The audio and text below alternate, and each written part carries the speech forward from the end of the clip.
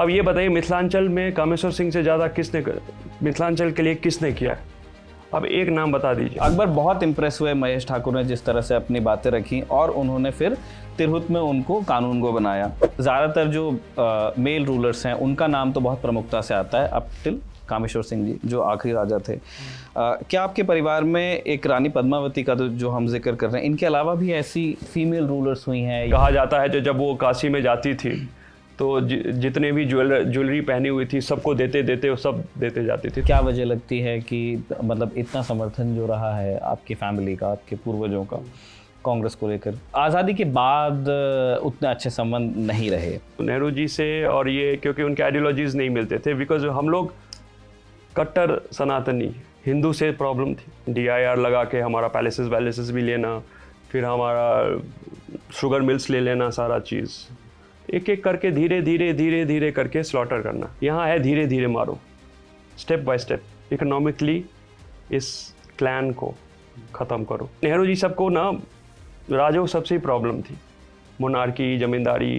Calcutta university Calcutta donate नहीं करा, Calcutta university was made by us. खवारे एक होता था पहले, अगर इतने रसगुल्ले बोला गया था इतने खा लोगे तो कितने लोगों को गाँव मिला हुआ है, कॉम्पिटिशन्स हुआ करते थे। रसगुल्ले खाने से गाँव मैं समझा नहीं। मतलब इतने अगर रसगुल्ले आप खा लोगे 500 ये तो आपको एक गांव मिल जाएगा, इस टाइप के। ऐसे भी हाँ होता था। हीरा हुआ करता था बहुत बड़ा, जो उन्होंने 2 दिन के लिए CV रमन को भी दिया था फॉर रिसर्च, जो वो अपनी अंगूठी में कुछ पहना करते थे। Darbhanga used to have lovely collections of jewellery. उस जमाने में था जो हिंदूज 7 समुंदर पार नहीं करते थे, तो कामेश्वर सिंह जी वॉज द फर्स्ट वन। सो उनको बार भी दिया गया था कम्युनिटी से, ये चले गए तो ही इज बीन डिस्कार्ड। जो पास ग्लोरी थी वहाँ से यहाँ तक के काफ़ी नुकसान हो गया। क्या इसकी वजह आपको ये लगती है कि महाराज कामेश्वर ने विल तो बनाई लेकिन कोई एक डायरेक्ट सक्सेसर अपना नेम नहीं किया? आप फैमिली से हैं, आपके हिसाब से उस खजाने का क्या हुआ? मिथिला स्टेट को लेकर के करंट जो पॉलिटिकल सिनेरियो है, क्या आप उस डिमांड में मानते हैं? मैथिल महासभा की बात है, इसका फोकस ज़्यादा रह गया मैथिल ब्राह्मणों पे और कायसों तक के। लोग कहते हैं कि एक मैथिल कल्चर को जितना नुकसान इस वजह से हो गया उतना किसी और की वजह से नहीं हुआ। 1962 में चीन के साथ लड़ाई के बाद भारत के सामने कई चुनौतियां थीं। एक तो हार का दंश था और दूसरी तरफ ख़जाना भी खाली था, और हिंदुस्तान को बड़ी तेज़ी से बड़े जल्दी रीआर्म करना था, जिसके लिए पैसे की आवश्यकता थी। ऐसे में 10 जनवरी 1963 के रोज़ भारत सरकार उस ज़माने में भारत के सबसे अमीर राजघरानों में से एक दरभंगा राज की दहलीज पर पहुंची। राज से जुड़े ट्रस्ट ने उस ज़माने में 15 मन यानी 600 किलो से ज़्यादा सोने से तब के वित्त मंत्री मोरारजी देसाई को तोला, और ये सारा ख़जाना भारत सरकार के डिफेंस फंड को डोनेट कर दिया गया। आप सोचिए 60s में 600 किलो सोना डोनेट करने वाला राजघराना। लेकिन इस राजघराने को आप सिर्फ उसकी दौलत के लिए ही याद नहीं रखते हैं। पेट्रन्स थे आर्ट के, स्पोर्ट्स के, लिटरेचर के। ध्रुपद गायन की एक शाखा को अपनी कचहरी में इन्होंने पनाह दी। उस्ताद बिस्मिल्लाह खां, गौहर जान इनके कोर्ट सिंगर्स रहे हैं। और हिंदुस्तान के अनेक शहरों में जो आप यूनिवर्सिटीज़ देखते हैं, कॉलेजेस देखते हैं, उसके पीछे भी इस परिवार का योगदान है। AMU, BHU, दरभंगा की जो 2 यूनिवर्सिटीज़ हैं, पटना में जो मेडिकल कॉलेज है। तो इसी राज परिवार के अतीत और वर्तमान के कुछ पन्ने पलटने के लिए हम आज इस इंटरव्यू में आपकी मुलाकात करवाने वाले हैं कुमार कपिलेश्वर सिंह से। आप दरभंगा राज के अंतिम महाराजा महाराज कामेश्वर सिंह के पौत्र। बहुत बहुत स्वागत है सर इस बातचीत में। सर, हमने एक औपचारिक परिचय आपका दिया ही, लेकिन क्या जो लोग दरभंगा से बाहर के हैं या बिहार से बाहर के हैं, उनके लिए आप थोड़ा और अपने बारे में बताना चाहेंगे, और कैसे महाराज कामेश्वर से परिवार की शाखा आप तक आती है? कामेश्वर सिंह जी जो लास्ट महाराजा थे दरभंगा, उनके हम पोते हुए। और दरभंगा राज जो आप जानते हैं 16वीं शताब्दी से स्टार्ट हुआ, और मैथिल ब्राह्मण्स हैं हम लोग, क्षत्रिय। और हमारी रियासत बिहार से बंगाल तक फैली हुई थी। कभी 26 परगना और 4500 से 5000 गांव हमारे अंदर था। 2400 वर्ग मील में हमारा रियासत फैला हुआ था। और जब महाराजा कामेश्वर सिंह की डेथ हुई 62 में, तो आप कह सकते हैं जो इनकम हमारा जो था वो 1.25 करोड़ था उस ज़माने में। कहते थे नेक्स्ट ओनली टू निज़ाम। या एंड ज्वेल्स भी दरभंगा का बहुत फेमस था। मेरे ग्रैंडफादर ने मेरी इंटरनेट का लिया था जब वो गए थे राउंड टेबल कॉन्फ्रेंस में, जी तो ही बॉट दैट नेकलेस 1930 में जब वो राउंड टेबल के लिए गए थे तब एंड की ही वाज बात। The youngest 21 years old. अब मैं जब देख रहा था तो मुझे एक लिस्ट मिला जो राउंड टेबल कॉन्फ्रेंस के, तो first was Maharaja Kameshwar Singh, that was the power of Darbhanga, and 6 या 7 थे महात्मा गांधी जी और जिन्ना, फिर मदन मोहन मालवीय जी, एंड कहाँ कहाँ रहे उसका भी था। तो next time I can show you that thing.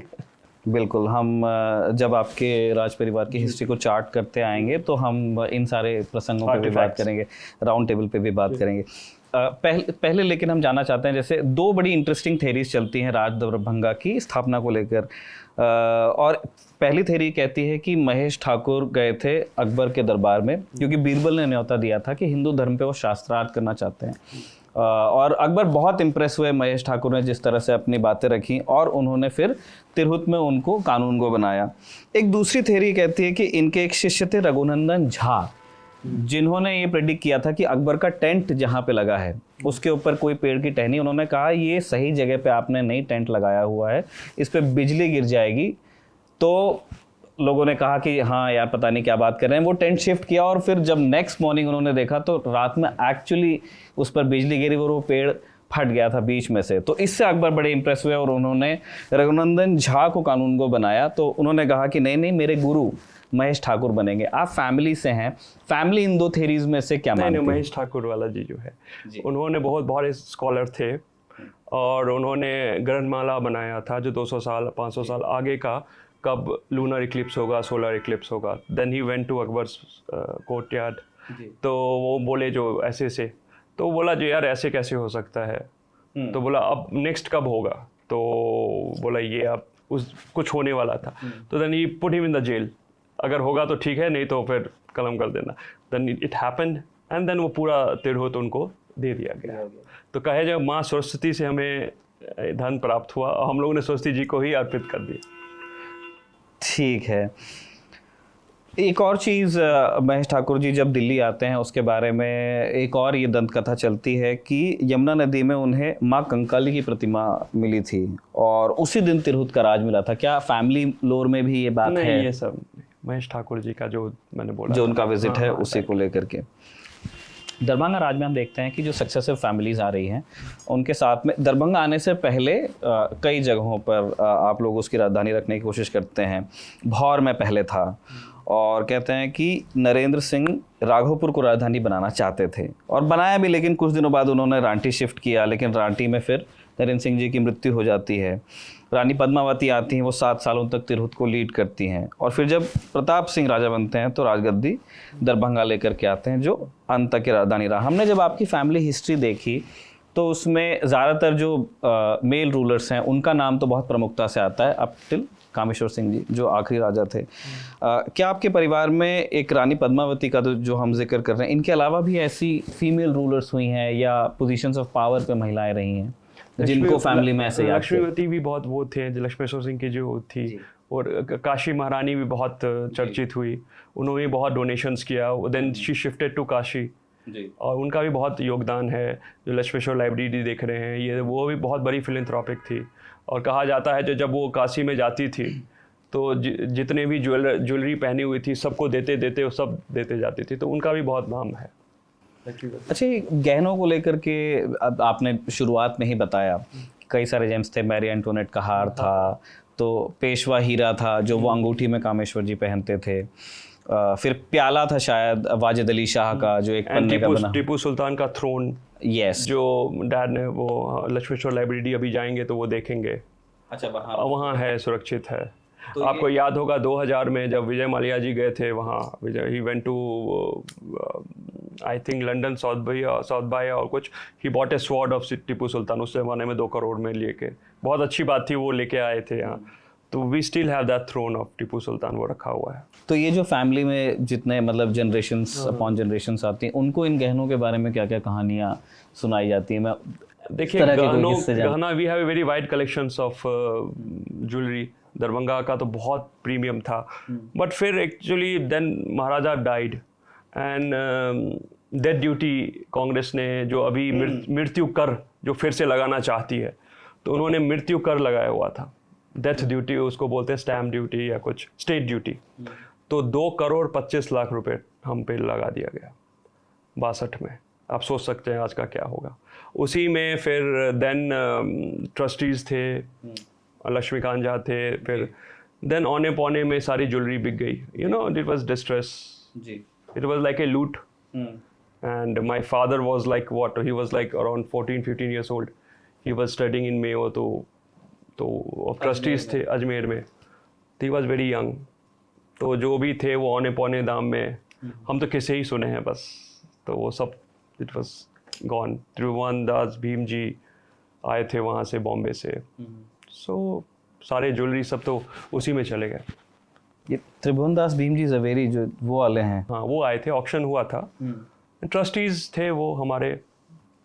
So it was उन पर तो अलग से हम बात हाँ, करेंगे right, क्योंकि ट्रस्टीज और उनके रोल को लेके पब्लिकली जो इन्फॉर्मेशन अवेलेबल है वो बहुत ही ट्रबलिंग है। स्पेशली जो आपके दादा थे कामेश्वर सिंह जी, उनकी विल को अगर आप कंपेयर करें ट्रस्टीज के एक्शन से, तो वो बहुत मिसमैच आता है। एक्चुअली कैन आई से, लक्ष्मीकांत झा जो थे चीफ एग्जीक्यूटर, जो मेरे ग्रैंडफादर ने उनको बनाया था, उनका स्पेसिफिक रोल था, 3 रोल था। जो आप विल को एक्सिक्यूट कर दीजिएगा, प्रोबेट कर दीजिएगा, फिर जो लाइबिलिटीज होगा वो दे दीजिएगा मेरे मरने के बाद, जो भी अनसीन आएगा, जो भी आएगा। और तीसरा एक ट्रस्ट बना के सारा प्रॉपर्टी या सब ट्रस्ट में दे दीजिएगा।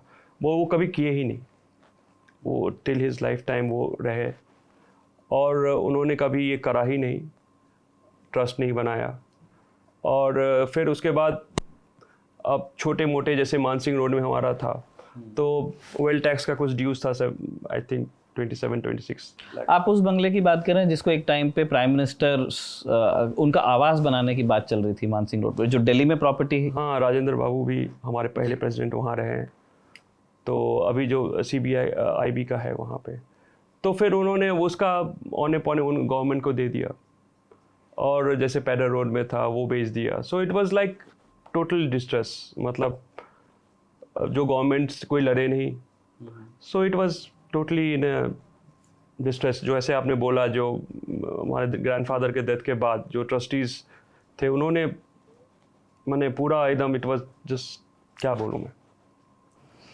ठीक है, उन पर हम ज़रूर आएंगे। मैं ना एक जो फ्रीडम मूवमेंट रहा है हिंदुस्तान का, उसमें दरभंगा राज के रोल को लेके बात करना चाहता हूँ। कांग्रेस की जब स्थापना करते हैं AO हुयूम, तो उस टाइम पे एक बात चली थी कि कांग्रेस का जो पहला अधिवेशन होगा वो दरभंगा में होगा, लेकिन ब्रिटिश रूल का प्रेशर पड़ा, फाइनली वो बॉम्बे में हुआ। लेकिन आपके पूर्वजों ने 10,000 रुपये उस टाइम पे 19th सेंचुरी में दिया। हाँ, 18th सेंचुरी में दिया। हमारे पास लेटर है, ओरिजिनल लेटर्स हैं, वो भी आर्काइव में रखा हुआ।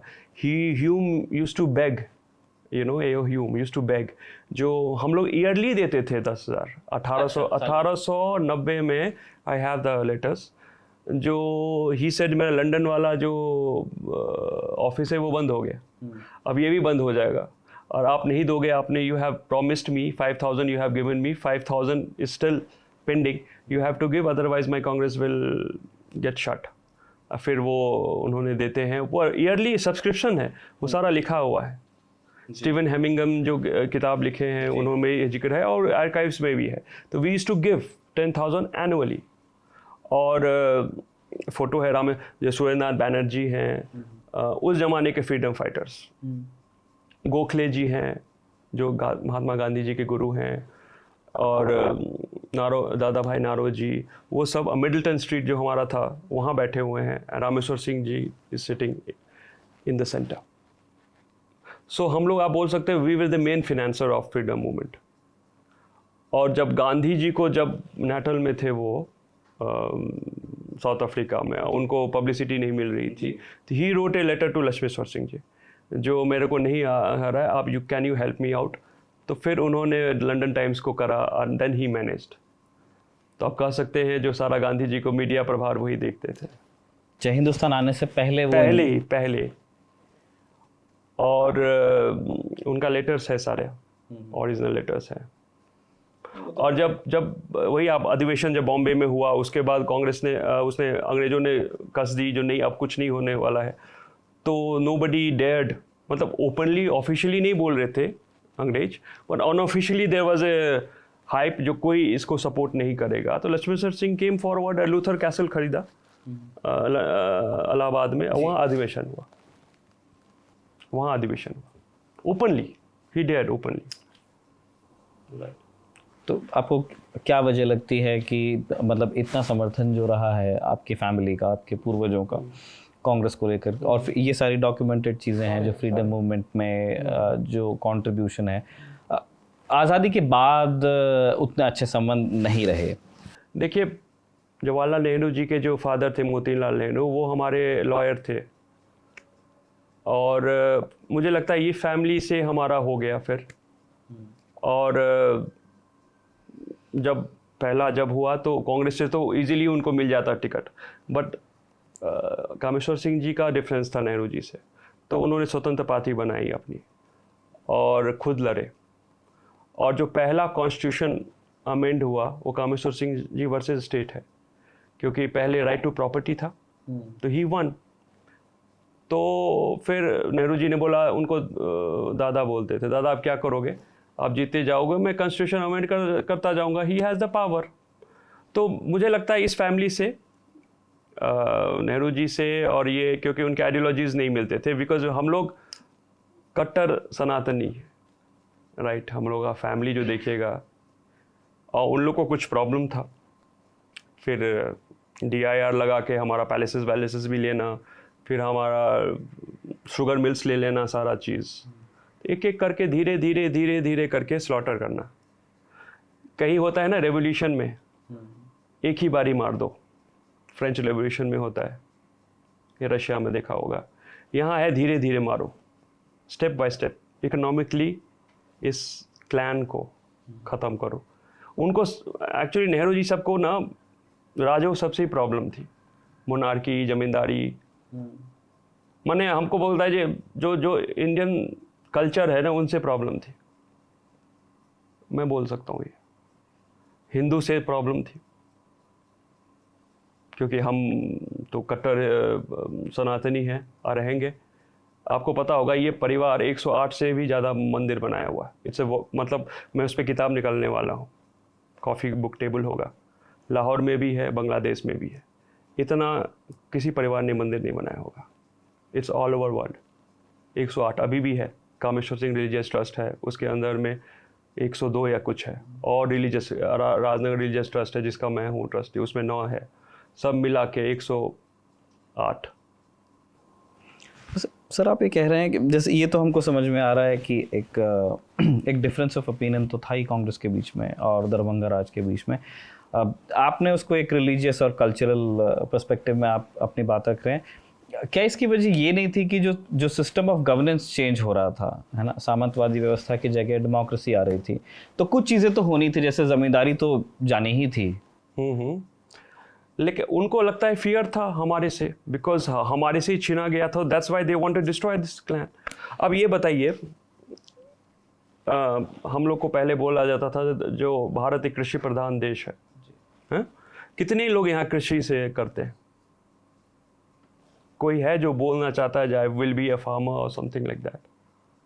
अब आप गांव जाइएगा तो गांव में कोई नहीं मिलेगा आपको, बिकॉज आप बोले ना धीरे धीरे करके, फिर सीलिंग लगा दीजिए आप, एक बंदा 30 एकड़ जमीन रख सकता है, ठीक है, सामंतवादी आप बोल रहे हैं, ये कर रहे हैं, एक बंदा 30 एकड़ जमीन रखेगा, उसके 3 बेटे होंगे तो वो हो जाएगा 10-10 एकड़, उसके 2 तो ख़त्म हो जाएगा, तो हैंड टू माउथ आ जाएगी।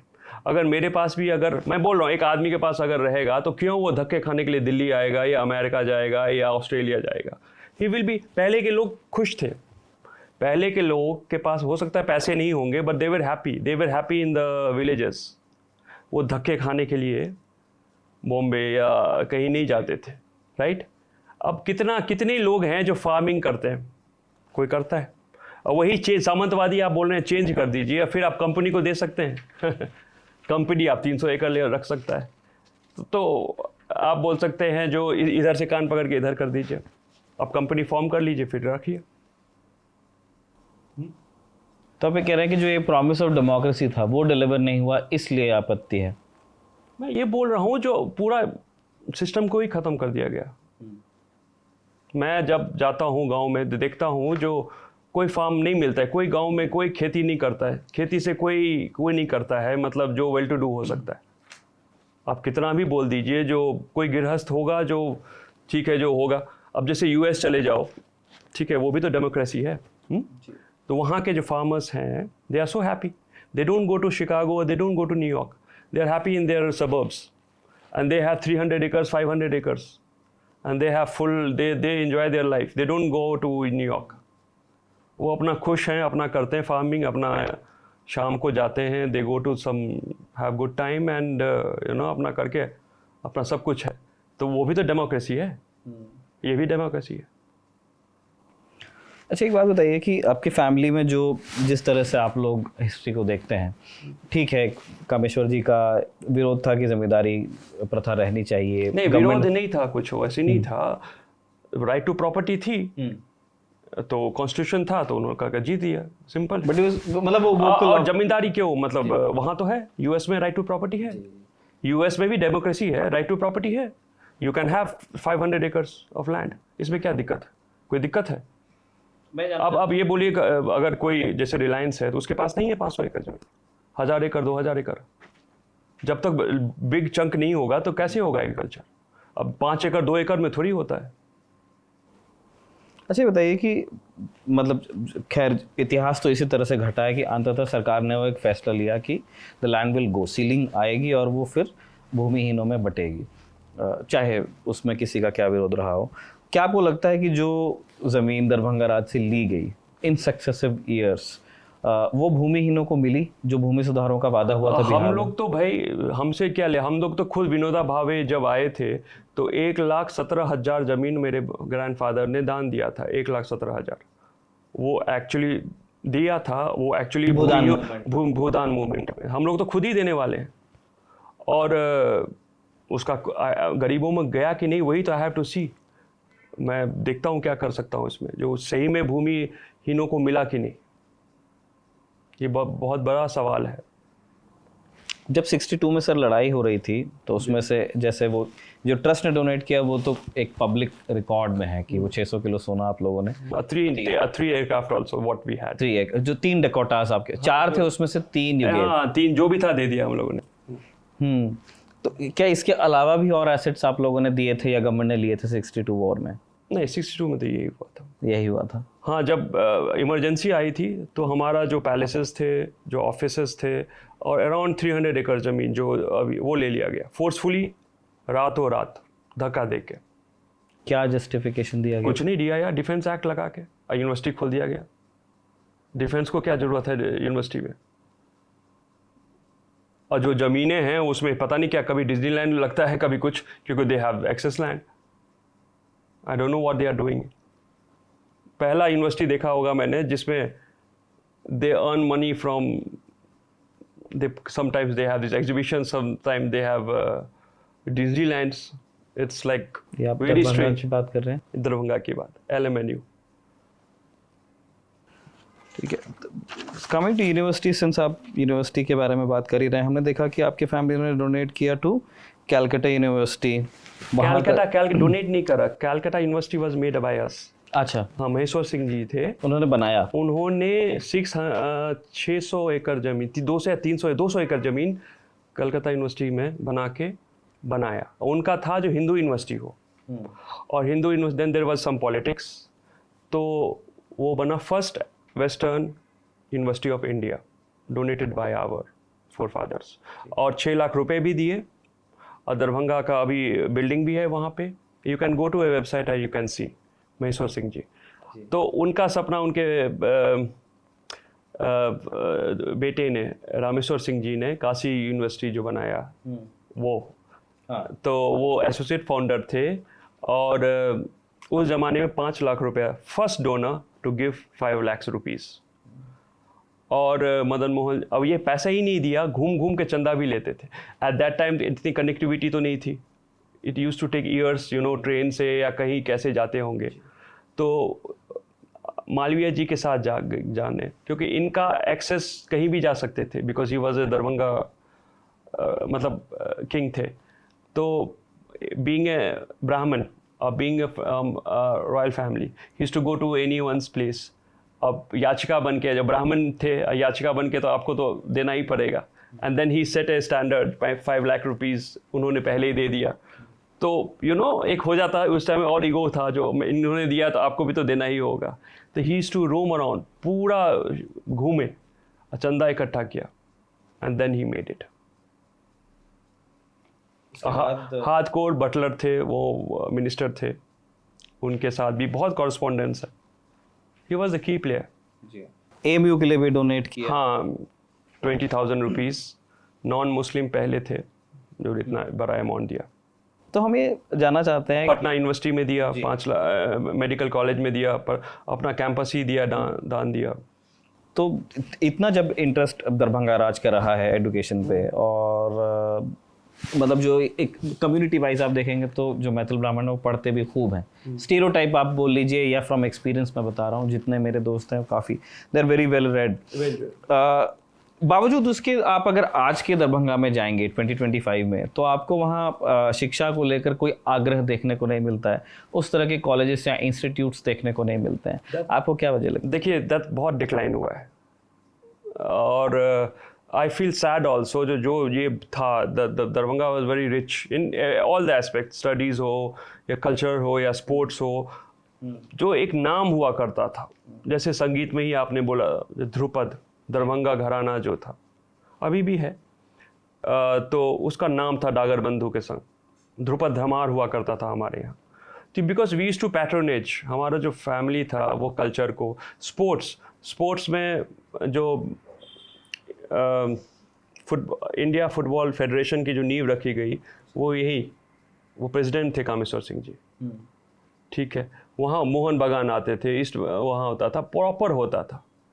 एंड पोलो में करमाइकल कप, हम लोग जो करमाइकल रोड है, करमाइकल कप बॉम्बे में हुआ था, वो जीते थे हम लोग। तो इस सब चीज़ में नंबर 1 था। अब देखिए, इट्स इन क्या बोले, मतलब बहुत डिक्लाइन हुआ है।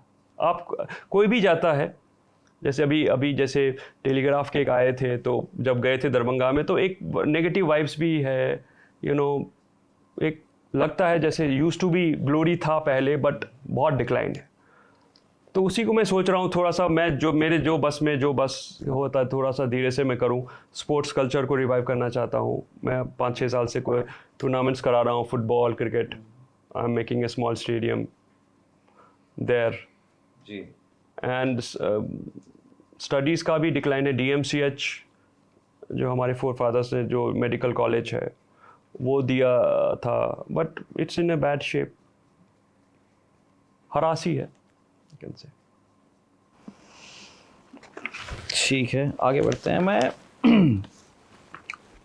आपके जब परिवार की बात होती है, आपके पूर्वजों की, तो जनरली इसी भाषा में बात होती है, या तो फिलैंथ्रोपी को लेकर नाम आएगा, या जो आपके यहाँ पे ख़जाना था उसको लेकर के डिस्कशन होता है, या फिर जो एक जो रिलीजियस आग्रह रहा है आप लोगों का, कई सारे, क्योंकि आप लोगों ने मंदिर वगैरह बनाए, और ये रहा कि शांत दिमाग रख के, दिमाग से चलने वाले लोग हैं।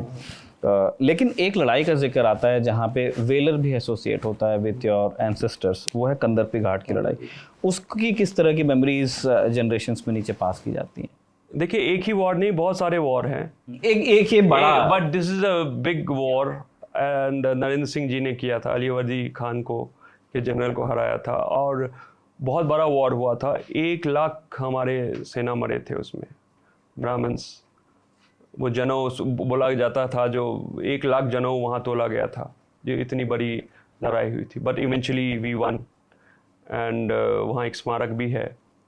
उसको तो बहुत बड़ा कर सकते हैं अगर सरकार चाहेगी तो इससे पहले हम लोग एक्चुअली वॉरियर्स भी बहुत रहे, फिर अंग्रेज़ों ने आके कुछ करके वो करा, बट एक से एक वॉरियर्स भी रहे थे हमारे। बट ये एक मेन है, प्रोमिनेंट है कंदरपी घाट। जी हाँ। मैं थोड़ा सा समय बिताना चाहता हूँ, क्योंकि सबसे आइकॉनिक, मतलब आप तमाम एंसेस्टर्स रहे हैं महेश ठाकुर से लेकर के कामेश्वर जी तक के, लेकिन कामेश्वर सिंह जी की बात ज़्यादा होती है, क्योंकि उनको लेकर के डॉक्यूमेंटेशन ज़्यादा रहा है, क्योंकि वो प्रिंट एज में रहे हैं, उनके ज़माने की तस्वीरें ज़्यादा हैं, उनके ज़माने के रिटर्न अकाउंट्स ज़्यादा हैं। तो उनकी कुछ मेमोरीज अगर आप जो फैमिली में बताई जाती हो, उनके शौक को लेकर के, खाने पे हमें बताया जाता है कि बड़े शौकीन थे खाने के, 12 रसोइये उसमें से होते थे। He was a big foodie, और कहा जाता था जो पूरा उनका थाल सस्ता था। एंड लंच जो होता था वो राजमाता जी के साथ ही होता था। गोसोनी घर जो हमारा है वहीं पे, तो उन दोनों भाइयों का, राजा बहादुर विश्वेश्वर सिंह जी और कामेश्वर सिंह जी के दोनों का वो लंच फिक्स था, कहीं भी होगा दोनों आएंगे और माँ के साथ ही खाते थे। और बोला जाता था जो पूरा उस ज़माने का रसोई है, तो एंसोथ्रियस ब्राह्मण हैं हम लोग, तो हम लोग जाने जाते हैं, तो एक से एक डेलिकेसीज बनती थी। तिलकोरा हुआ या फिश के डिफरेंट वैरायटीज़, और बहुत सारे किस्से हैं। कोई किस्सा अगर आप शेयर करना चाहें? इट्स अ लॉन्ग लिस्ट, खाने को लेके it's a long list. Khaware एक होता था पहले, अगर इतने रसगुल्ले बोला गया था इतने खा लोगे तो कितने लोगों को गांव मिला हुआ है। कॉम्पिटिशन्स हुआ करते थे, जो आई थिंक मतलब रसगुल्ले खाने से गाँव मैं समझा नहीं, sorry। मतलब इतने अगर रसगुल्ले आप खा लोगे 500 ये, तो आपको एक गांव मिल जाएगा, इस टाइप के। ऐसा भी होता था? हाँ, होता था, ऐसे होता था। एक खस्सी आप जानते होंगे, पूरा गोट वो खा गया, तो उस पे ऐसे बहुत किस्से हैं, तो मिलते थे। तो ये मतलब फैमिली दे देती थी? हाँ, गांव दे देती थी। ऐसा कोई शर्त लगा? हाँ, ऐसे कोई अगर कॉम्पिटिशन्स होती थी, अगर उसमें जो who has fulfilled it they used to get. हाँ, तो ऐसे हमने गोनू शाह की कहानी में हमने इस तरह की बहुत सारी चीजें, लेकिन मुझे नहीं लगा था कि एक्चुअली एक्चुअल है, और वो आर्काइव में रखा हुआ है। जो एक बारी मैं गया था तो एडीएम साहब भी थे, तो उन्होंने हम लोगों ने वॉल्ट खोला था वो, तो उसी में ये ह्यूम के लेटर्स हैं, और ये भी फैक्ट है जो किसी को मिला था रसगुल्ला में या ऐसे। अच्छा, वो सनद लिख करके हाँ, दी सनद वनद सब है। इंटरेस्टिंग। जो जैसे एक जब हम पढ़ाई कर रहे थे कामेश्वर जी के बारे में, तो उसमें हमको मिला कि एक उनके पास में हीरा हुआ करता था बहुत बड़ा, जो उन्होंने 2 दिन के लिए सीवी रमन को भी दिया था फॉर रिसर्च, जो वो अपनी अंगूठी में हाँ कुछ पहना करते थे। पेशवा हीरा उसको कहते थे। राइट। तो ऐसे ये जो रत्न और आभूषण हैं, उनको लेकर के क्या कहानियां हैं फैमिली में? अब देखिए, मैं आई वॉज बॉर्न इन 75, उससे पहले इट वॉज स्टोरीज हैं थोड़े बहुत, बस वही मेरी इंटरनेट का मैंने बोला ही था। और ज्वेल बहुत से थे, so it was like Darbhanga used to have lovely collections of jewel. So apart from jewellery हमने देखा कि काफ़ी फॉरवर्ड थिंकिंग चीज़ें भी रही हैं। जैसे लक्ष्मेश्वर जी के ज़माने में विधवा पुनर्विवाह शुरू होता है, उसके बाद जो उनके डिसेंडेंट्स, लक्ष्मेश्वर सिंह जी ने वो किया था, पहले लेडीज़ को नहीं दिया जाता था, तो he wanted to open for girls, but नहीं, बहुत रिस्ट्रिक्शन हुआ, he could not open it, ये सोसाइटी में बहुत है। और पहला उन्होंने स्कूल उन्होंने ही खोला था, राज स्कूल जो है, तो वे फॉरवर्ड थे वो। और हमारे उसमें उस ज़माने में था जो हिंदूज 7 समुंदर पार नहीं करते थे, तो कामेश्वर सिंह जी वॉज द फर्स्ट वन। सो उनको बार भी दिया गया था कम्युनिटी से, जो ये चले गए, तो ही इज बीन डिस्कार्ड। ऐसे भी कुछ किस्से हैं। अच्छा, उनको जाते से बाहर किया? हाँ, ऐसा भी है कि आपने क्यों ट्रैवल किया? हाँ, उस जमाने में नहीं था, आप समुद्र नहीं कर सकते हैं। तो ही वॉज वे अहेड। आप देख सकते हो ना इंडस्ट्रियलाइजेशन कैसा करा, क्योंकि रामेश्वर सिंह जी ने ही शुरू किया, फिर कामेश्वर सिंह, जितने भी शुगर मिल्स हैं सारे जो थे ना एग्रो बेस्ड। मैं वही बोलूँ, वही अगर संभाल लेता सरकार, ले लिया ठीक है, चलाता, तो ये पलायन की समस्या में सबसे बड़ी है, पलायन की समस्या, रोजगार नहीं मिलता है वहाँ पे जी। और मैं देखता हूँ ना, I have seen how they struggle. मेरे ड्राइवर्स हैं, ये हैं, एक रूम में रहते हैं 4 लोग, and when they want to go Holi के टाइम में, छठ के टाइम में, तो ट्रेन के आप कहीं भी चले जाओ, you will get A ticket, but Bihar के टिकट्स ना आपको कभी नहीं मिलेगी रेलवे के। ट्रेन से याद आया, तिरहुत रेलवे की स्थापना भी आपके लक्ष्मेश्वर सिंह जी ने जी उनके ज़माने में हुआ, और एक सलॉन भी उन्होंने शायद बनवाया था। हाँ, बहुत सारे सलॉन थे। तो ये सारी चीज़ें अभी हैं? नहीं, अब मैं बोल रहा हूँ डिसरे हो गया after 62। It's like it was in a disarray, evaporates, बस it was in a chaos, no one to look after. और जो एविएशन में आप लोगों के यहाँ से जो भी इंटरेस्ट था, दरभंगा एयरवेज आप लोगों ने शुरू करवाया, 3 एयरपोर्ट्स, पूर्णिया में। दैट्स द आयरनी ना। मैं तो वही मैं बोल रहा था, जो एक दुख भी है जो इतना हम लोगों ने किया, अभी भी 90 एकड़ ज़मीन जो जिस पे बन रहा है वो हम ही लोग का था, अभी तक पैसे नहीं मिले हैं, तो कम से कम नाम तो मिलना चाहिए। जब दरभंगा एयरपोर्ट के बारे में बात, हाँ मैं बोल रहा हूँ, उसके लिए मुझे कोर्ट जाना पड़ा। तो वैसे सर वहाँ मैंने ये देखा, सिंस मेरे भी कुछ दोस्त, मैं नहीं हूँ दरभंगा से, लेकिन जो दोस्त बताते हैं मैं वही शेयर कर रहा हूँ आपसे, कि एक वहाँ एक general opinion split down the middle. जैसे लोगों को विद्यापति जी के नाम में भी उतनी प्रॉब्लम नहीं है और कामेश्वर सिंह जी के नाम में भी उतनी प्रॉब्लम नहीं है। तो इस चीज़ को, क्योंकि फिर वो आपके मुंह से सुनने में ऐसा लगता है कि एक पर्सनल प्रोजेक्ट की तरह उसको आगे बढ़ाया जाए। पर्सनल प्रोजेक्ट की नहीं, बीइंग ए न्यूट्रल मैन, आप बताइए दरभंगा एविएशन किसने शुरू किया? उन्होंने नहीं शुरू किया था, ये तो फैक्ट है। ये लैंड किसका है? लैंड वो भी उनका ही है। उनका है, उन्होंने दे भी दिया, तो उन्हीं के नाम से होना चाहिए ना। ये मैं कॉमन बोल रहा हूँ, ये बोल रहा हूँ उन जिनका जो कंट्रीब्यूशन है उसमें दिया जाए, मैं ये बोल रहा हूँ। अब जैसे अब तेंदुलकर जी हैं तो खेल रत्न में तेंदुलकर जी का मिलेगा, लता मंगेशकर जी को तो नहीं आप दे सकते। मैं ये बोल रहा हूँ जिस फील्ड में जो है उनको दीजिए, सिंपल है। ठीक। अब ये बताइए मिथिलांचल में कामेश्वर सिंह से ज़्यादा मिथिलांचल के लिए किसने किया है? अब एक नाम बता दीजिए, चाहे यूनिवर्सिटीज़ हो, DMCH हो, या स्कूल्स हो, कॉलेजेस हो, पुअर होम हो, मंदिर हो। दरभंगा में बैठने की जगह नहीं है कहीं भी, मंदिर ही है जहाँ कम से कम लोग शांति से बैठ सकते हैं। मैं वही देख रहा था, एक दरभंगा में एक लाइब्रेरी नहीं है, इतनी बड़ी शहर, वही लक्ष्मेश्वर लाइब्रेरी है, उसको मैं आप चाहता हूँ मैं करूँ, जो कम से कम बच्चे जाएं, at least they will sit, elders जाएं वहाँ बैठे कम से कम। तो कम से कम जिस फैमिली ने किया उसका कंट्रीब्यूशन, किस फैमिली का कंट्रीब्यूशन है आप बता दीजिए मिथिलांचल में, उसको नाम से कर दीजिए। सिंपल क्वेश्चन, किसका कंट्रीब्यूशन है? समाज के लिए कौन किया है मिथिलांचल में, या कहीं भी मतलब देश छोड़ दीजिए, मिथिलांचल के लिए, ग्रोथ के लिए, या किसने किया उसके नाम से रख दीजिए, आप बता दीजिए। बस सिंपल क्वेश्चन है। एविएशन को लेकर के हम जब बात कर रहे थे, तो एक वो बड़ा मशहूर किस्सा है कि जब एवरेस्ट मिशन, जब मैं कहीं गांव में जाता हूँ तो हमेशा देखता हूँ ये महाराजी पोखर है। कोई ऐसा गांव नहीं है मिथिलांचल में जैसे महाराजी पोखर नहीं हो। महाराजी मतलब महाराज के द्वारा बनाया गया। कोई ये मंदिर भी आप ही लोग का, कोई मंदिर नहीं है। कोई स्कूल देखिएगा, ये भी स्कूल राज दरभंगा का ही बनाया गया है। कहीं भी चले जाइए तो आपको ज़रूर मिलेगा, इस फैमिली ने इतना कंट्रीब्यूट किया। कहीं भी चले जाइए गांव के, मिथिलांचल के कोई गांव में चले जाइए, मुझे खुद नहीं पता है, बोले ये भी आप ही के पूर्वजों ने बनाया। चलिए अच्छी बात है। तो मैं यही बोल रहा हूँ, जिसका कंट्रीब्यूशन है उसको करिए, और क्या है। मैं एक न्यूट्रल आदमी को बोलूँगा, बस आप न्यूट्रल हैं, आप बता दीजिए।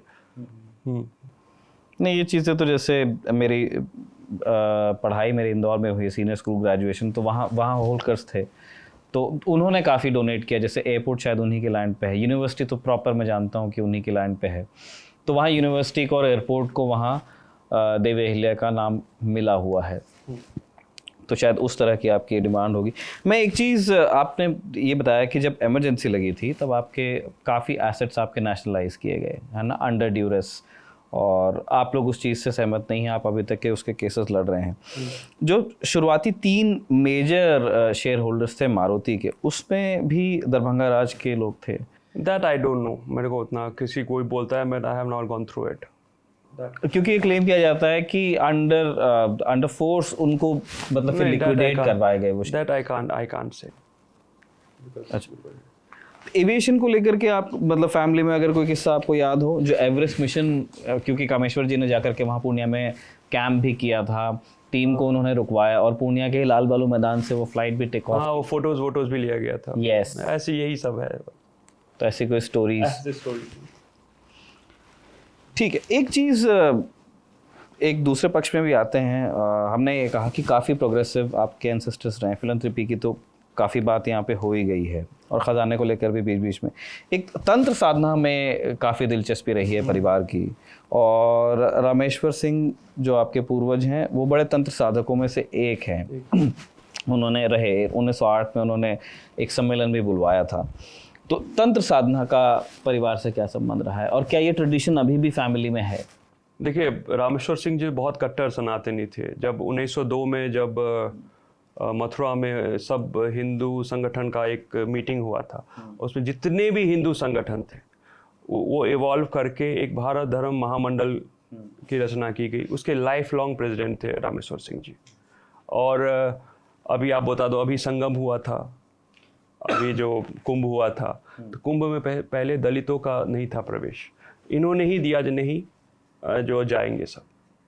तो भारत धर्म महामंडल के वो लाइफ लॉन्ग प्रेसिडेंट रहे। तो यही नहीं बोल सकते तंत्र, वो पूरे सनातनी के पुरोधक रहे। और तंत्र में तो थी उन्होंने, अभी राजनगर जाइएगा आप, तो उन्होंने वो कामाख्या के बहुत बड़े भक्त थे। और अभी भी हैव द दरभंगा हाउस ऊपर, तो वो वहाँ वो तंत्र करते, नीचे ब्रह्मपुत्र से नहा के जाते थे ऊपर। We still have that house. और जब अर्थक्वेक में डिसमेंटल हो गया था कामाख्या मंदिर, तो काफ़ी उन्होंने डोनेट किया गुवाहाटी में। और तो उन्होंने कामाख्या मंदिर बनाई राजनगर में। और एक बारी बहुत बड़ा फ्लड आया कोसी, और वो पूरा राजनगर को ले जाता। तो बोले जब तो सर मालिक सब खत्म हो जाएगा। देन ही वेंट देयर, और वो एक दांत जो मंजन करते हैं उससे वो कर रहे थे चू, बोले अब नहीं होगा, वो उन्होंने फेंक दिया। तो वहाँ से कोसी वो जो है नदी वो मुड़ गई। एंड दैट वो पेड़ अभी है, अभी वो इट्स अ बिग ट्री बन गया है अब। तो बहुत बड़े तंत्र के साधक थे। और जो मूर्ति है जिसे करते थे वो ऊपर है, हमारा श्यामा मंदिर जो है राजनगर में, वो मूर्ति है, रखा हुआ है। तो तंत्र की परंपरा अभी भी फैमिली में अभी भी चल रही है। वो साधना आप लोग अभी भी हाँ चलती है। और यहाँ भी माधेश्वर मंदिर है, जहाँ हमारा क्रिमिशन ग्राउंड है, वहाँ भी सब होता है। और वो भी चल रही है अभी। और दुर्गा पूजा का पद्धति भी वहीं से शुरू हुआ था, पहले मिथिला में नहीं होती थी।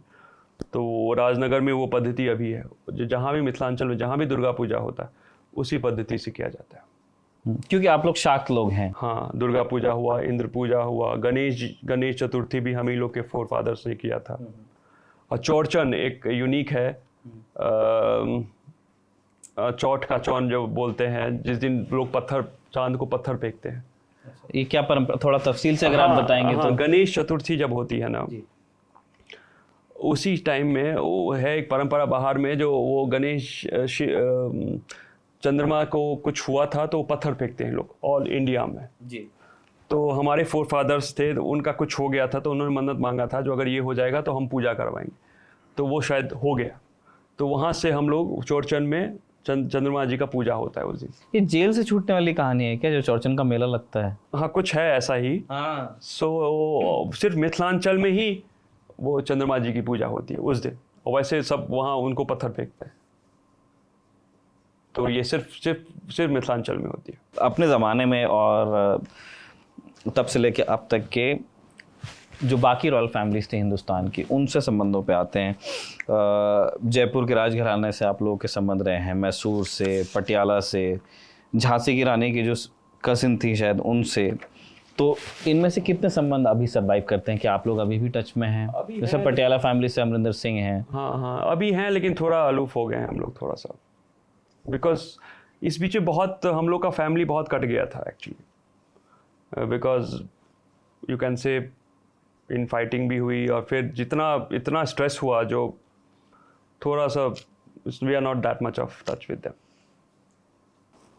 अच्छा, सिंस बार बार आप इस बात का जिक्र कर रहे हैं कि जो पास ग्लोरी थी वहाँ से यहाँ तक के काफ़ी नुकसान हो गया है, क्या इसकी वजह आपको ये लगती है कि महाराज कामेश्वर ने विल तो बनाई लेकिन कोई एक डायरेक्ट सक्सेसर अपना नेम नहीं किया? क्या आप मानते हैं इसमें?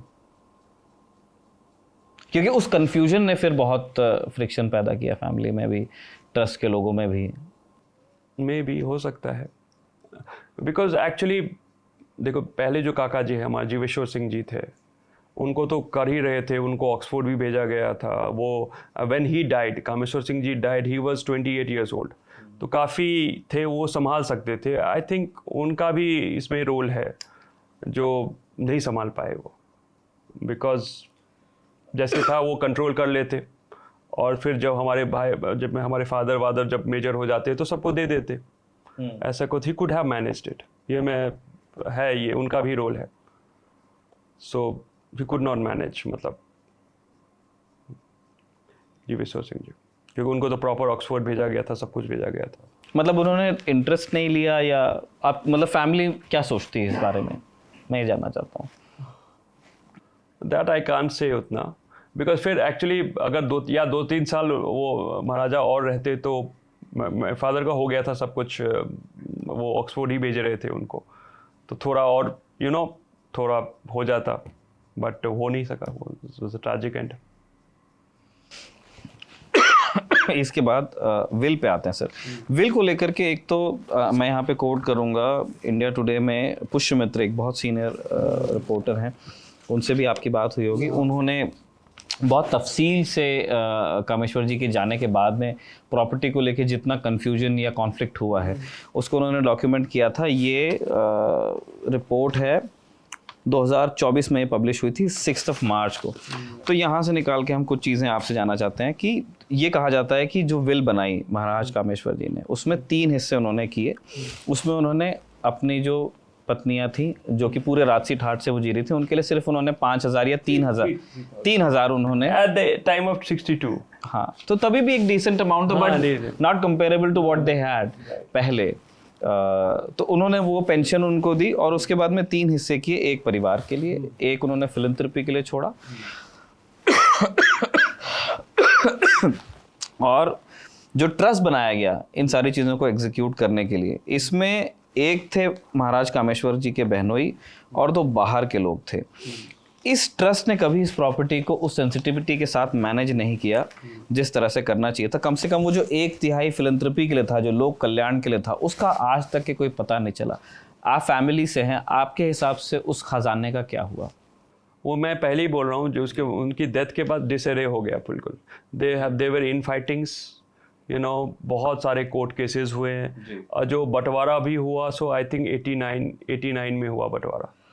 तो अब you can say he died in 62 जी। और जो आपसी समझौता हुआ वो 89 तक। तो अब 20-25 साल तक तो कोर्ट केसेस ही चलते गए, between trustees, between my father, between my grand mother जो रानी साहिबा हैं, और आई थिंक जो मेन बेनिफिशरीज हो गए राज दरभंगा के, वो लॉयर्स हो गए। तो इस बीच में बंदर बांट हो गया, गवर्नमेंट ने ले लिया। जो गवर्नमेंट ले लिया, ट्रस्टीज़ को डजंट केयर, उनको क्या लड़ने की जरूरत, छोड़ दो। जो भी था वो थ्रो अवे प्राइस में बेचना, अंडर वैल्यू, और ज्वेलरीज बिक गई सारी।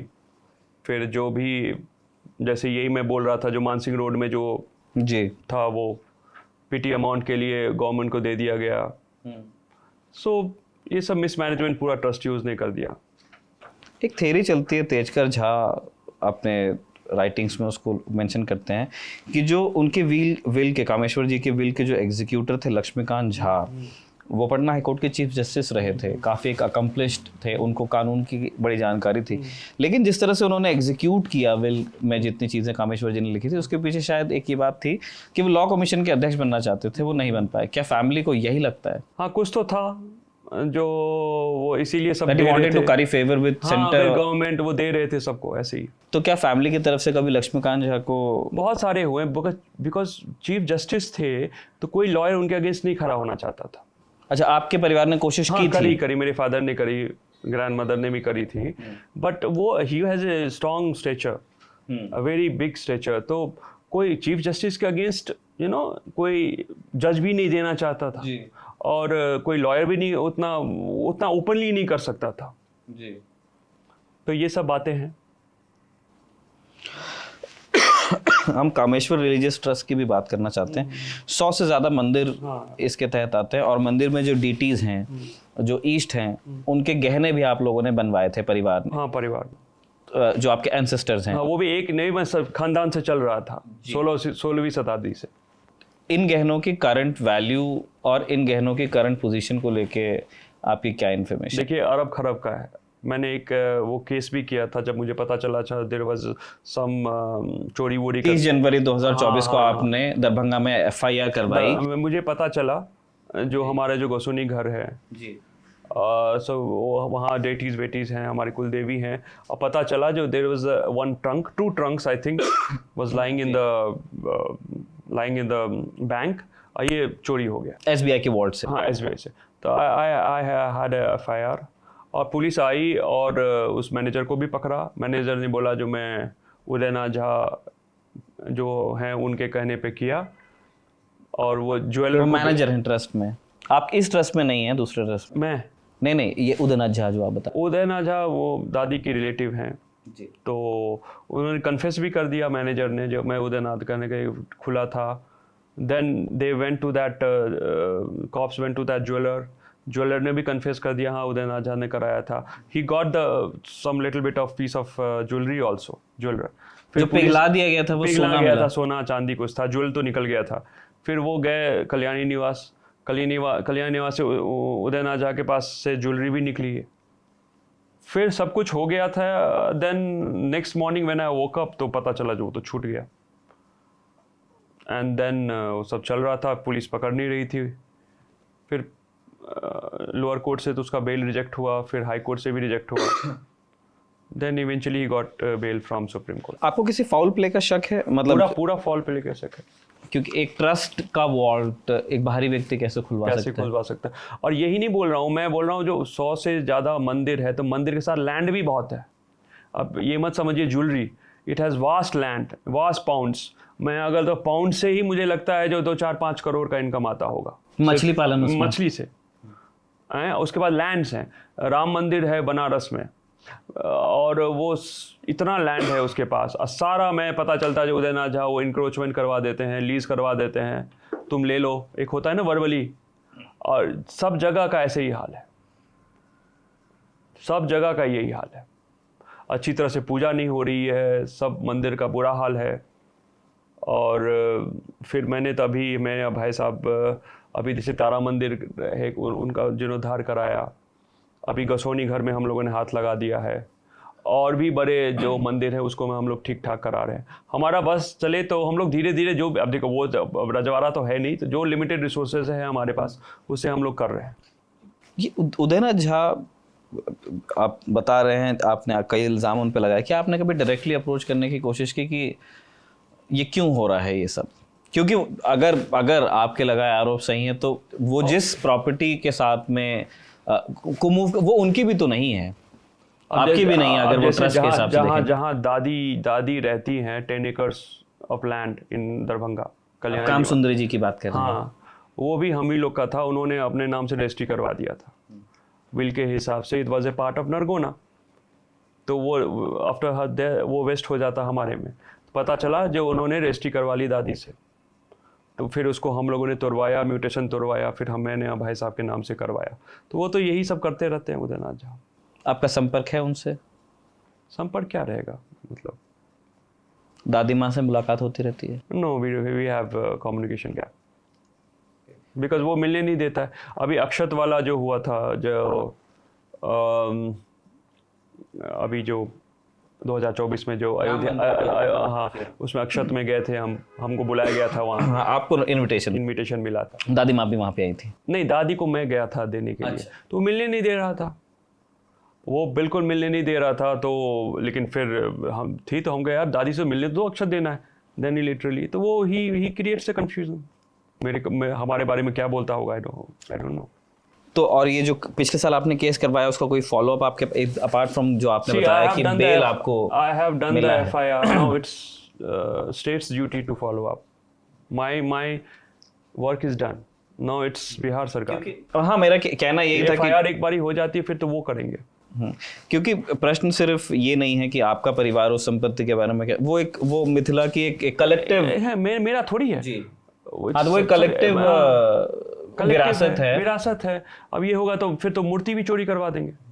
तो वो एंटीक्स, मतलब उस वेट इन गोल्ड में हम नहीं देख सकते, वो हिस्ट्री का पीस है। मेरा इंटरेस्ट उसमें यही है। गलाने का क्या जरूरत है, एंटिकिटी वैल्यू अलग होती है।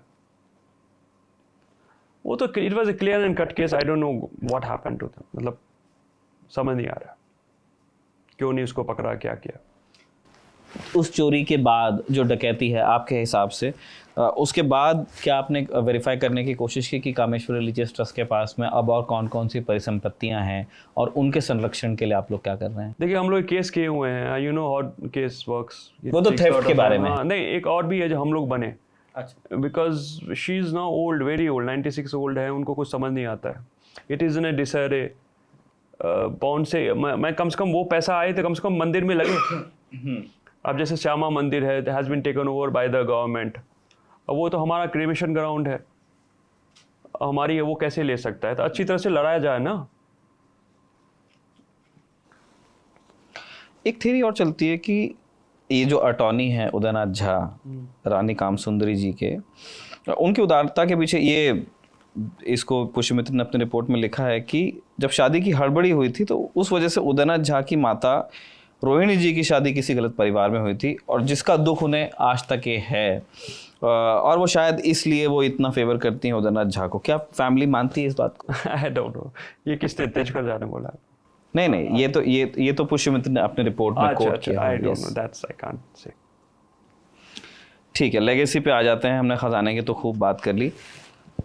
एक और चीज़ जो लेगेसी को लेके पूछा जाता है कि बहुत सारी संपत्तियां, बहुत सारे पैलेसेस वो तो आपके चले गए हैं, गवर्नमेंट ओनरशिप में, किसी में यूनिवर्सिटी खुली हुई है, किसी के अंदर फैक्ट्री खुली हुई है, बहुत सारी चीज़ें हैं, लेकिन कुछ ऐसी चीज़ें हैं जो अभी भी ट्रस्ट के पास में हैं, जो टेक्निकली उनको प्राइवेट प्रॉपर्टी बनाती हैं, जैसे राजनगर का महल वगैरह जो है। और एक वजह ये भी बताई जाती है कि क्योंकि वो प्राइवेट प्रॉपर्टी हैं कानूनन, या किसी ट्रस्ट की प्रॉपर्टी, उस वजह से भी उनका रखरखाव हो नहीं पाता है। तो क्या इन विरासत के संरक्षण को लेकर के आपका कोई रोड मैप है? नहीं, पूरा गोइंग फॉरवर्ड आप लोग किस तरह से रखेंगे? पूरा रोड मैप है। I want to develop that thing because it's like a beautiful place. और 300 एकड़ ज़मीन है, और ब्यूटीफुल टेम्पल्स आर देयर, और रूइंस हैं। रूइंस को भी आप डेवलप कर सकते हैं, यू नो। आप जिस तरह राजस्थान में बहुत इन्वेस्ट जैसे किया है लोगों ने। मंडावा में करा है, तो मंडावा केसरी अंकल मेरे फादर के साथ पढ़ते थे मेयो कॉलेज, तो मैं गया, तो वो तो फॉरेनर्स वही देखने जाते हैं, रूइंस भी देखने जाते हैं, तो कर सकते हैं उसके लिए, but you need a vision for that. और वो मैंने बहुत प्रयास किया है। और अभी भूपेंद्र जी आए थे, मैंने रिक्वेस्ट किया था उनको, आइए, वो मेरे गार्जियन हैं, तो ही आए, उन्होंने देखा है, उन्होंने आश्वासन दिया है, जो मैं चाहता हूँ सेंट्रल से हो, बिकॉज हो तो अच्छा हो, बिकॉज स्टेट से तो पता ही है आपको। अब चाहते हैं कि ऐसे मॉन्यूमेंट्स बन जाइए? नहीं, I want to, it should be a tourism होना चाहिए कुछ, मतलब इट शुड बी प्रोमिनेंट, मतलब रेवेन्यू हो, लोगों को रोजगार मिले, और मतलब हब होना चाहिए, एक योगा हो, एक मेडिटेशन का सेंटर हो सकता है, इट कैन बी, वाइब्स हैं वहाँ पे बहुत। थोड़ी बात हमको सर मिथिला स्टेट और मैथिल आइडेंटिटी को लेके भी करनी है, सिंस आप उस राज परिवार से आते हैं जो सबसे प्रोमिनेंट मैथिल फेस हैं आप लोग, या रहे हैं आपके जो एंसेस्टर्स हैं। मिथिला स्टेट को लेकर के करंट जो पॉलिटिकल सिनेरियो है, क्या आप उस डिमांड में मानते हैं कि एक आइडेंटिटी है, एक लैंग्वेज है, एक कल्चर है, तो उसके आधार पे एक मिथिला स्टेट भी होना चाहिए? देखिए, दरभंगा में पोटेंशियल तो बहुत है, यू नो, दरभंगा, मधुबनी, बहुत रिच कल्चर रहा है हमारा, और मैं सोचता हूँ जैसे डेवलप होना चाहिए, सो हमारा मिथिलांचल लैग बिहाइंड कर रहा है। इफ़ यू सी, हम लोग आई थिंक रेवेन्यू में हम वी आर द हाईएस्ट अभी, मतलब जैसे कुछ भी, मतलब दरभंगा में जैसे एयरपोर्ट सबसे ज़्यादा वो कर रहा है, मुझे स्टेशन से एयरपोर्ट से भी, ट्रेन्स का भी देखिए, रेवेन्यू जनरेशन में बहुत है, लेकिन उस हिसाब से प्रोग्रेस नहीं हुई है। जो आप उस साइड देखेंगे तो डेवलपमेंट में तो लैगिंग बिहाइंड है, क्योंकि आज़ादी के तुरंत बाद अगस्त 1947 में ही आपके दादा महाराज कामेश्वर सिंह ने चिट्ठी लिख दी थी सरकार को, और उन्होंने कहा था कि आप इसको एक सब प्रोविंस या एक यूनियन टेरिटरी बना दीजिए। क्या आपको, मतलब आपका क्या मानना है कि एक अलग अगर स्टेट होता? हाँ, तो ग्रोथ तो होगा, क्योंकि आप देखिएगा ज़्यादा उस साइड ही होता है डेवलप। हमारा नॉर्थ बिहार थोड़ा पिछड़ गया है। क्या वजह लगती है आपको कि क्यों इतना दुर्लक्ष्य रहा? कोई ऐसा कोई फोर्स या कुछ बोलने वाला नहीं है जो खींच के लाए वहाँ पे, जो नहीं यहाँ होना चाहिए डेवलपमेंट। नहीं, क्योंकि इन्फ्लुएंस तो बहुत रहा है, पटना को कैपिटल बनवाने के पीछे दरभंगा राज का रोल नहीं, रहा। हमारा तो ठीक है, अभी का जो सिनेरियो बोल रहे हैं, जो अभी जो ऐसा कोई नहीं है जो मतलब जो अब दरभंगा राज को छोड़ दीजिए, मतलब अभी देखिएगा सिनेरियो, दरभंगा थोड़ा पिछड़ गया, दरभंगा मधुबनी जो होना चाहिए डेवलपमेंट वो नहीं हो रहा है, दैट आई वाज सेइंग। तरम मिथिला स्टेट और मैथिल आइडेंटिटी पर बात कर रहे थे।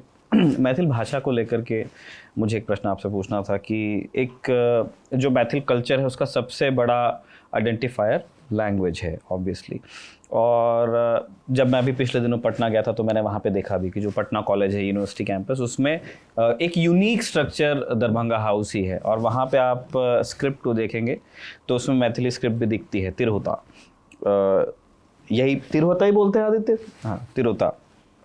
तो हमने देखा कि राज दरभंगा ने इंग्लिश में इंडियन नेशन चलाया है ना, हिंदी में आर्यावत चलाया, मैथिली में मिथिला मिहिर भी चलाते थे, लेकिन जो तिरहुता स्क्रिप्ट है उसको प्रिजर्व नहीं किया जा सका क्योंकि राज ने देवनागरी को अपना लिया, और उसको एक बड़ा रीज़न कई एक्सपर्ट्स मानते हैं कि जो आइडेंटिटी थी लैंग्वेज की, जो इतना लंबा लिटरेचर उसमें चला आ रहा है, उसकी अपनी एक लिपि भी थी, वो उस तरह से कंटिन्यू नहीं हो पाया। देखिए, मिथिला मिहिर तो हम लोग छापते थे, और मिथिला मिहिर के वजह से ही जब अष्टम सूची में हुआ था तो उसमें था जो कम से कम एक लैंग्वेज, एक मैगजीन होनी चाहिए, इसीलिए मिथिला को अष्टम सूची में भी आया, तो हम लोग तो प्रमोट करते ही थे। और तो क्या वजह थी कि राज ने देवनागरी को अपना लिया? मतलब नथिंग अगेंस्ट देवनागरी, लेकिन एक स्क्रिप्ट है तो उसकी जगह पे क्या कारण रहे होंगे? अब ये तो मैं नहीं बता सकता हूँ उस ज़माने में क्या हुआ होगा, बट हम लोग तो प्रमोट करते ही थे। मिथिला मिहिर का था ही, हमारा जो इंडियन नेशन आर्यावर्त था और साथ साथ मिथिला मिहिर भी था, और बहुत बड़े बड़े स्कॉलर्स का वहाँ उसमें लेख छपता था, वैसे सब होता था। दुर्भाग्यवश बंद हो गया तो, लेकिन बहुत बड़ी क्षति हुई मिथिला के लिए। क्या गोइंग फॉरवर्ड इस तरह के?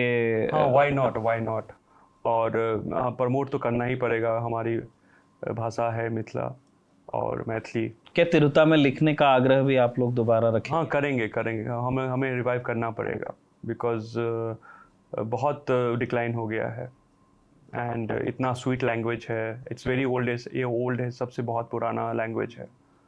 मेरे मैथिल फ्रेंड्स बोलते भी हैं कि अब ठीक है, इसमें बंगाली और मैथिलों का झगड़ा हो जाएगा, लेकिन आप मैथिल लोगों से पूछोगे तो वो कहेंगे कि तिरहुता पहले आई, जो बंगाली की स्क्रिप्ट है उससे भी पहले, और उसके बाद वैसे बंगाली की स्क्रिप्ट आई, लेकिन फिर वो ये रसगुल्ले की लड़ाई जैसा है शायद कि उड़िया है या बंगाली है। देखिए, कल्चर भी सेम ही है, धोती पहनना, फिश खाना, अगर आप देखिएगा ज्योग्राफिकल भी, पाउंड्स, जैसे कलकत्ता जाइए बंगाल में भी देखिएगा, घर होगा तो एक पोखर होता है, तो मिथिला का कल्चर और बंगाल का कल्चर ऑलमोस्ट सेम ही है, तो लैंग्वेज भी सब एक ही जैसे।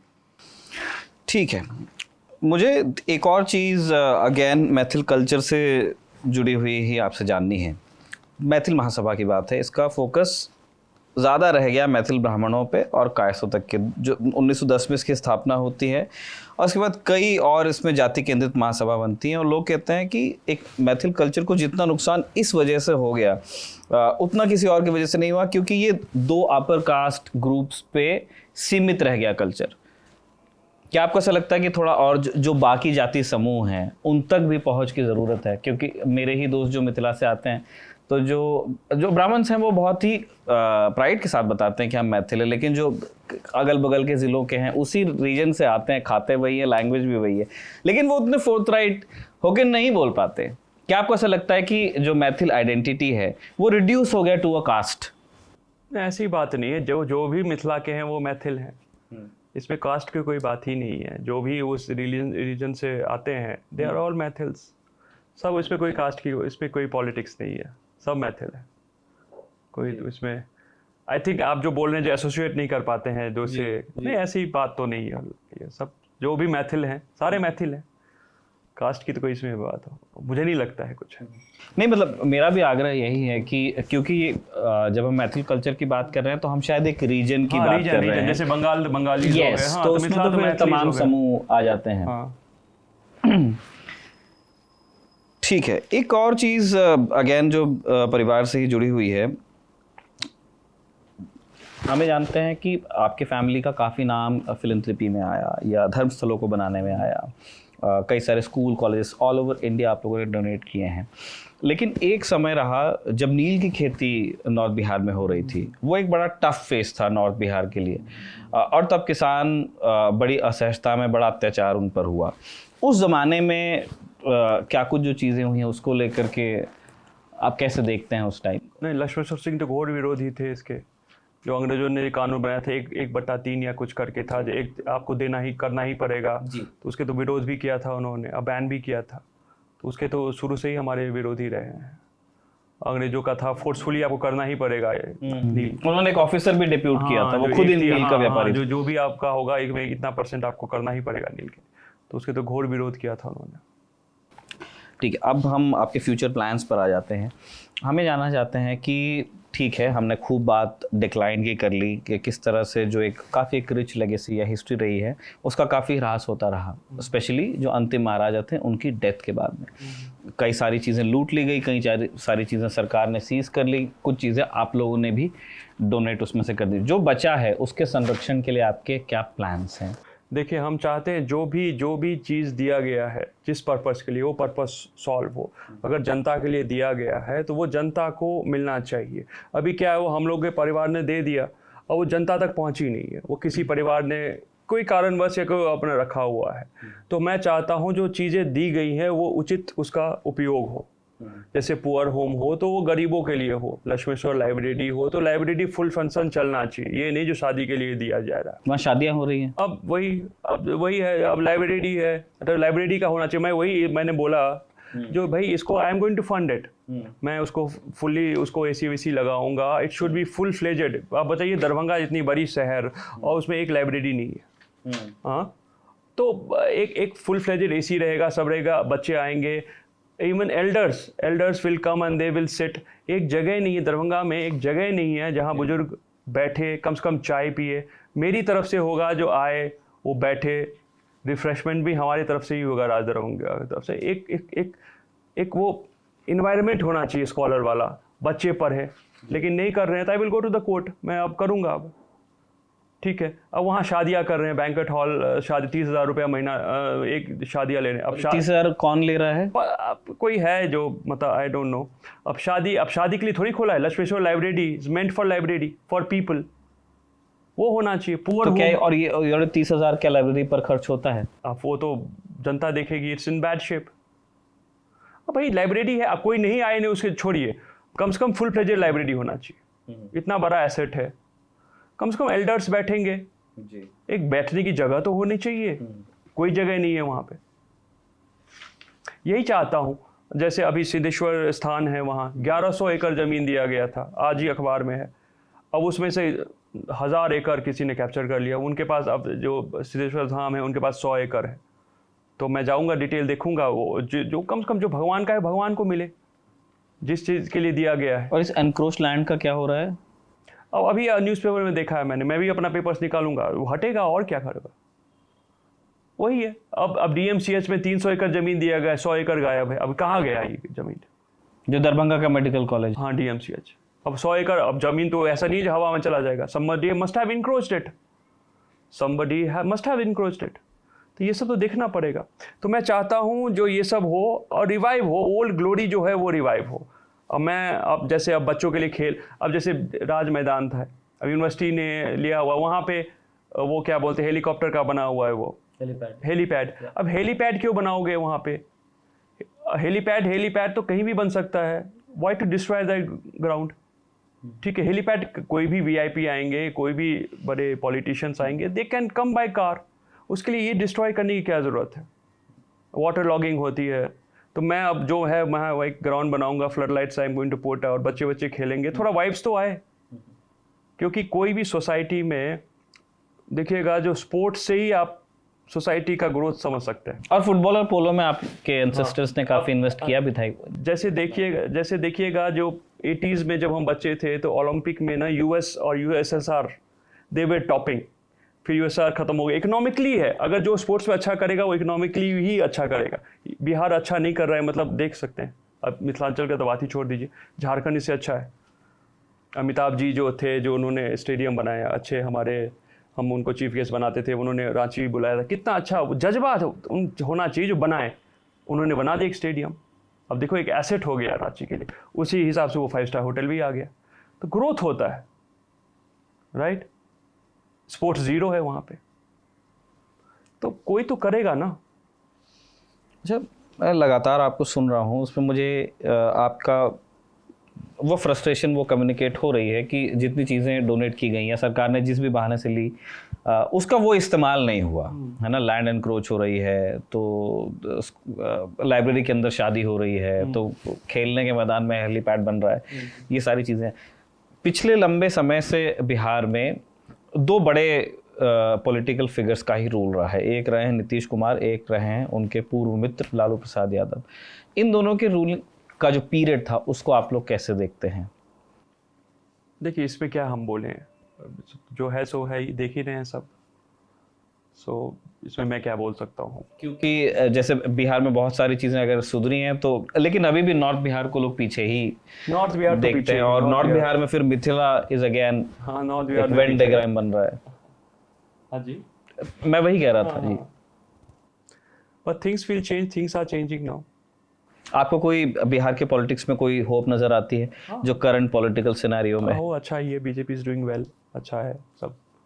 धीरे धीरे देखिए एम्स भी आ गया है दरभंगा में, और things are moving in right direction, और थोड़ा लॉ एंड ऑर्डर भी सुधार हुआ है, सब कुछ राइट।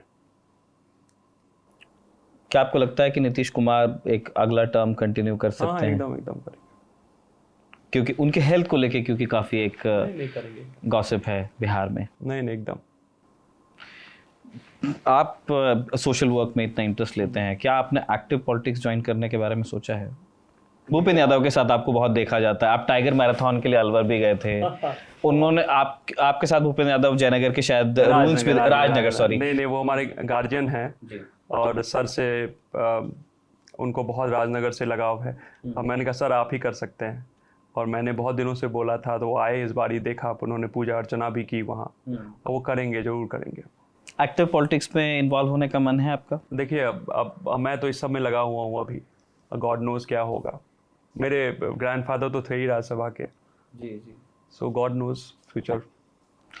मैंने ये इसलिए भी पूछा क्योंकि जैसे ये इंटरव्यू तो दरभंगा राज के बारे में था, लेकिन अब से कुछ महीनों बाद बिहार में विधानसभा के चुनाव भी होंगे, और पोस्ट कोविड जो आपकी आपने एक्टिव पब्लिक लाइफ में थोड़ा सा इंटरेस्ट लेना शुरू किया, तो एक दरभंगा में चर्चा थी कि क्या मतलब अब फैमिली से लोग वापस पॉलिटिक्स में आएंगे, दोबारा रूल की तरफ देखेंगे, तो मैं उस तरह से आपके देखिए अभी तो सोशली कर रहे हैं सब कुछ, जो भी हमको रिवाइव में अभी, जैसे अभी अहिल्या स्थान गए थे, तो वो भी हमारे मंदिर हैं, तो एक जहाँ जाता हूँ अटैचमेंट होती है, जो एक कॉल हो जाती है, ये जो काम बहुत है, काम बहुत, एक्सपेक्टेशंस भी हैं और काम भी है, उसमें लगे हुए हैं सब। देखिए भगवान अगर इस तरह का मौका आता है, अब देखा जाएगा, फिर तो चुनाव लड़ेंगे।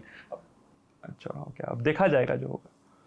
ठीक है, ऑन दैट नोट बहुत बहुत शुक्रिया सर फॉर हैविंग अस। आपने अपने घर में हमें अपना सेटअप लगाने की इजाज़त दी, आपने अपनी फैमिली की मेमोरीज हमारे साथ शेयर की, और वो दुख शेयर किया कि जो पुरानी व्यवस्था थी उसमें जितनी चीज़ें थी ठीक है, वो एक अलग सिस्टम था, अब हिंदुस्तान एक अलग सिस्टम के तहत काम करता है, लेकिन पुराने सिस्टम की जो चीज़ें या तो डोनेट की गई हैं या ली गई हैं, तो जिस प्रॉमिस के साथ में ली गई हैं उसका फुलफिल होना भी उतना ही ज़रूरी है। जब वो नहीं होता है तब इस तरह का एतराज़ उपज जाता है और फिर आपको उसकी तरफ ध्यान देने की आवश्यकता पड़ती है। इस तरह की और दिलचस्प बातचीत खबरगांव में आने वाले समय में भी होती रहेगी। उन सब को अगर आप देखना चाहते हैं, सुनना गुनना चाहते हैं, तो बने रहिए खबरगांव के साथ। Thank you so much.